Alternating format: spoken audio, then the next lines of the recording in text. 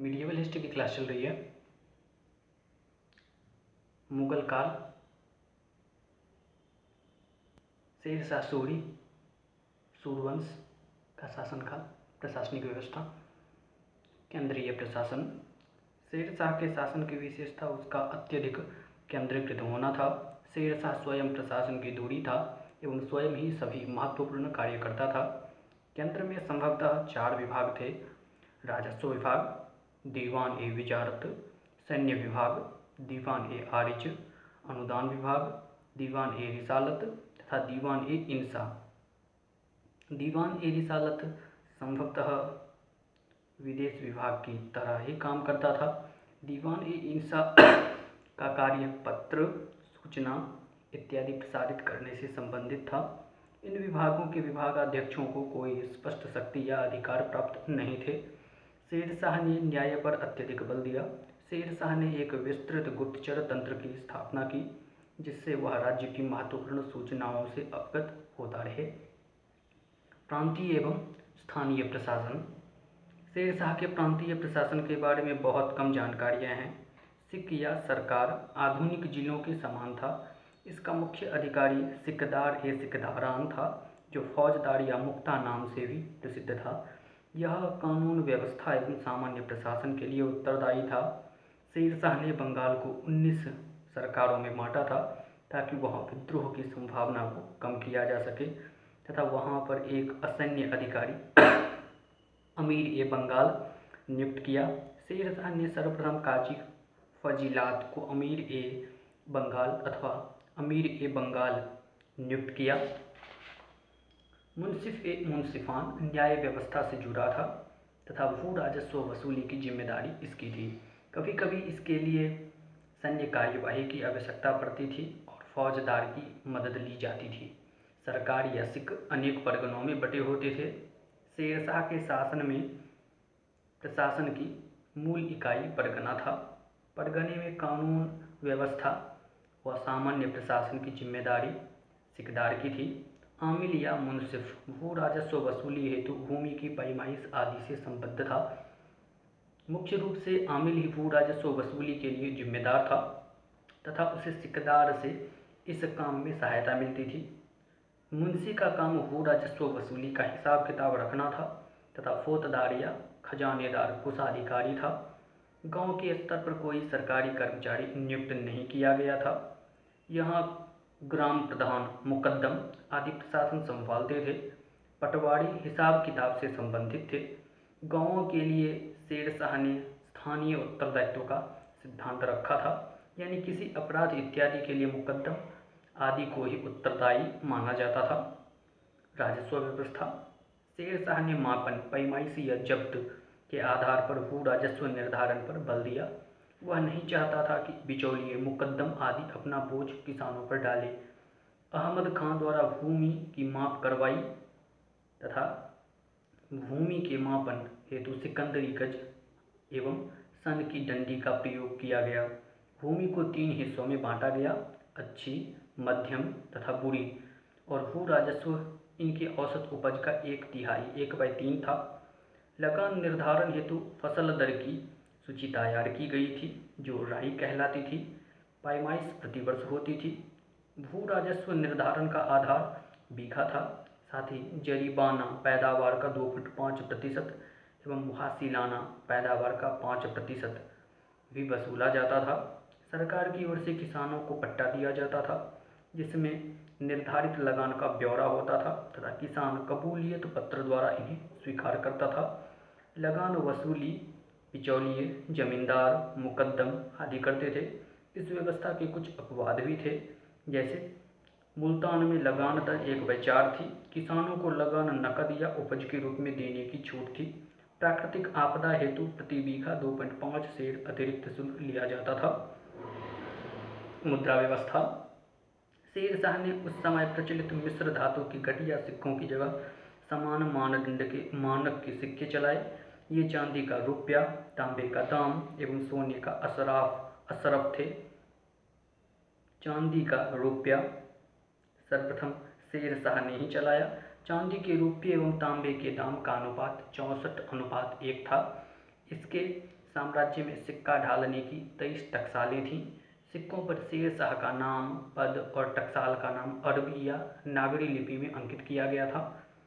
सैन्य प्रशासन। शेर शाह ने विशाल केंद्रीय सेना रखी। वह स्वयं प्रधान सेनापति था तथा स्वयं सैनिकों की भर्ती करता था। घोड़े को दागने की युक्ति तथा तस्हीहा सैनिक का हुलिया लिखना का सख्ती से पालन होता था। सैनिकों एवं सरदारों को मुख्यतः जागीर के माध्यम से वेतन दिया जाता था। लोक कल्याण कार्य। सड़क व्यवस्था। शेर शाह ने संचार व्यवस्था को सुचारू रखने के लिए सड़क निर्माण पर बल दिया। उसने 4 महत्वपूर्ण सड़कों का निर्माण करवाया। इनमें सड़क-ए-आजम सबसे महत्वपूर्ण थी, जो बंगाल में सोनार गांव से पंजाब में अटक तक जाती थी। इसे ही लॉर्ड ऑकलैंड ने जीटी रोड कहा। इसके अलावा आगरा से बुरहानपुर, आगरा से चित्तौड़ व लाहौर से मुल्तान तक सड़कें बनवाई गईं। इन सड़कों के किनारे हर 2 कोस पर सराय थी, जिनकी संख्या संभवतः 1700 थी। ये सरायें क्षत्रिय मंडियों के रूप में विकसित हो गईं। इससे व्यापार को बढ़ावा मिला। ये सरायें डाक चौकियों के रूप में भी प्रयोग होती थीं। डॉक्टर और कानूनगों ने सरायों को साम्राज्य रूपी शरीर की धमनियाँ कहा है। कानून व्यवस्था।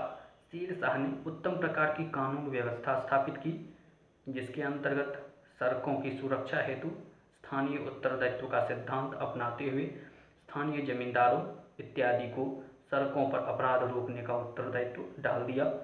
व्यापार एवं वाणिज्य। कानून व्यवस्था तथा सड़क सुधार से सरायों के निर्माण से व्यापार को बढ़ावा मिला। इसमें यह तथ्य भी सहायक रहा कि राज्य में मात्र 2 बार ही चुंगी ली जाती थी, राज्य में प्रवेश के समय तथा निकलते समय। न्याय व्यवस्था। उच्च श्रेणी की न्याय व्यवस्था शेर शाह के प्रशासन की विशेषता थी। वह स्वयं सर्वोच्च न्यायाधीश था तथा प्रत्येक बुधवार को स्वयं न्याय के लिए बैठता था। कला एवं संस्कृति में योगदान। शेर शाह के काल में मलिक मोहम्मद जायसी ने पद्मावत, अखरावट, कान्हावत, आखरी कलाम आदि की रचना की। शेर शाह एक महान भवन निर्माता था। इसने कन्नौज में शेर सूर नामक नगर बसाया।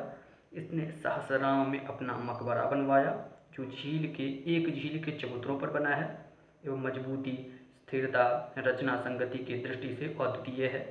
इसने दिल्ली में यमुना तट पर नगर बसाया, जिसके अवशेष पुराने किले की दीवार एवं भव्य मस्जिद है। इसी ने पाटलिपुत्र को पटना नाम दिया। शेर शाह ने दिल्ली के पुराने किले में मस्जिद बनवाई। शेर शाह के उत्तराधिकारी। शेर शाह की मृत्यु के बाद उसका छोटा पुत्र जलाल खां इस्लाम शाह के नाम से गद्दी पर बैठा। यद्यपि शेर शाह ने बड़े पुत्र आदिल खां को उत्तराधिकारी नामित किया था, फलतः इस्लाम शाह का आदिल खां से संघर्ष हुआ, जिसमें इस्लाम शाह विजयी रहा।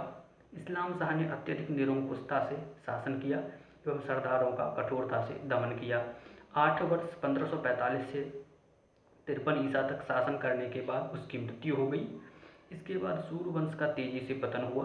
गद्दी के दावेदार संघर्षरत हो गए तथा दूसरी तरफ हुमायूं पुनः शक्ति संचित करके भारत पर अधिकार हेतु अग्रसर हो रहा था।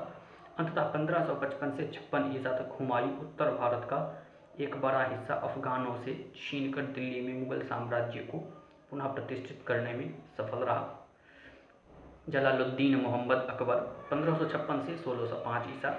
अकबर का जन्म 15 अक्टूबर 1542 को अमरकोट के राजपूत राजा वीर साल के महल में हुआ था।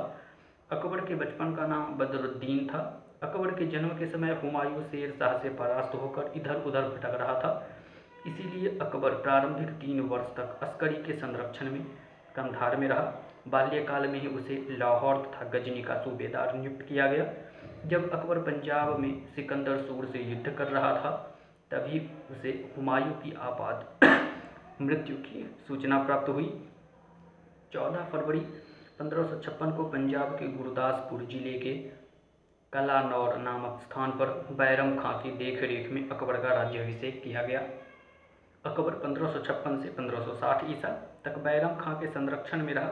इस दौरान बैरम खां वजीर पद पर आसीन रहा। अकबर ने बैरम खां को खान-ए-खाना की उपाधि दी। बैरम खां ने अकबर की स्थिति सुदृढ़ करने में बड़ी सकारात्मक भूमिका निभाई। बैरम खां कन्नौज के युद्ध के समय से हुमायूं के साथ रहा था। पानीपत के मैदान में 5 नवंबर 1556 को अकबर तथा आदिल शाह सूर अदली के सेनापति हेमू के बीच युद्ध हुआ, जो पानीपत के दूसरे युद्ध के नाम से प्रसिद्ध है। हेमू पराजित हुआ तथा उसकी हत्या कर दी गई। हेमू ने दिल्ली पर अधिकार करके विक्रमादित्य की उपाधि ग्रहण की थी। संभवतः यह उपाधि धारण करने वाला वह भारत का 14वां शासक था। इसके पहले वह रेवाड़ी में नमक का व्यापारी था, किंतु उसने अपनी प्रतिभा के बल पर युद्धों में विजय पाई और आदिल शाह सूर का सेनापति एवं वजीर बन गया था। भारत में सुरक्षित रूप से पुनः स्थापित करने के बाद मुगलों के बीच बैरम खां, जिसे शिया माना जाता था, के बढ़ते प्रभाव को लेकर ईर्ष्या उत्पन्न हुई। यद्यपि बैरम खां के पतन का वास्तविक कारण वयस्क हो चुके शासक अकबर की शासन की बागडोर स्वयं अपने हाथों में लेने की इच्छा थी। बैरम खां ने विद्रोह कर दिया तथा तिलवारा के युद्ध में वह पराजित हुआ। मक्का जाते समय गुजरात में मुबारक खां नामक अफगान ने बैरम खां का कत्ल कर दिया, क्योंकि बैरम खां ने उसके पिता को मच्छीवाड़ा के युद्ध में मार डाला था। अकबर ने बैरम खां की विधवा सलीमा बेगम से विवाह कर लिया और बैरम खां का पुत्र अब्दुल रहीम खान खाना के नाम से प्रसिद्ध हुआ। पर्दा शासन 1560 से 62 ईसा तक के काल को कुछ इतिहासकारों ने पर्दा शासन अथवा पेटीकोट सरकार की संज्ञा दी है, क्योंकि यह माना जाता है कि परिवार की महिलाएं शासन में प्रभावशाली थीं। इनमें धाई माहम अनगा, उसका पुत्र आदम खां तथा पुत्री जीजी अनगा प्रमुख थे।